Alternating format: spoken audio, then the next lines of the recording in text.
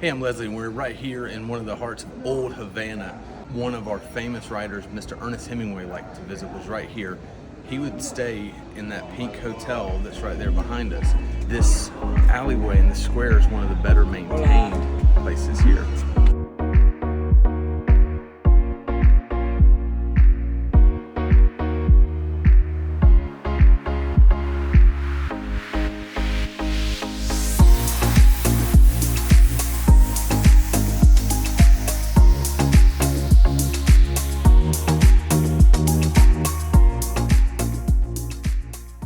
This is one of the neater places in all of the Americas. It's one of the oldest, biggest cities that are in the entire North American hemisphere, even way older than Boston and way older than St. Augustine.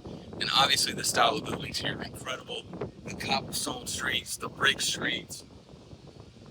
You have the history from 3 different countries.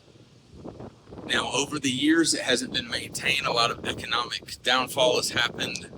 Starting in the 40s through the 50s, again in the 90s, a lot of things have happened, but somehow this building and this city has stayed beautiful in so many areas, especially like this. And it's one of the reasons that we wanted to come here and check it out for ourselves. We saw a lot of cool videos. The videos do not explain how big this city is and how cool each of the streets are, and the architecture for each of the buildings is really, really something neat.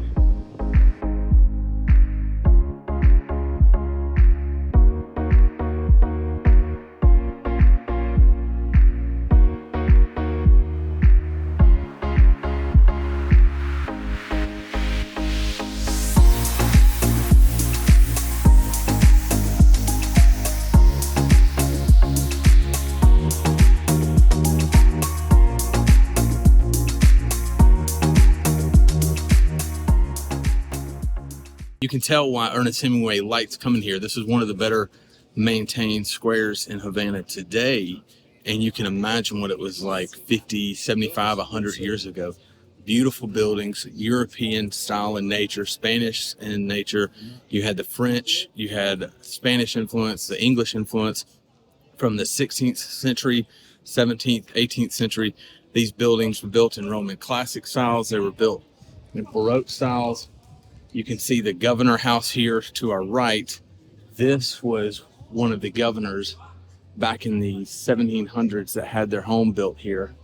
Quite impressive for the time, and it's still impressive today. It's one of the better maintained homes and castles around Havana. This is a beautiful place. Something that I was really blown away with was the amount of architecture that feels like you're in a European city, but that's stuck in the 1950s or 1960s. So it's a really cool place. We're going to keep exploring.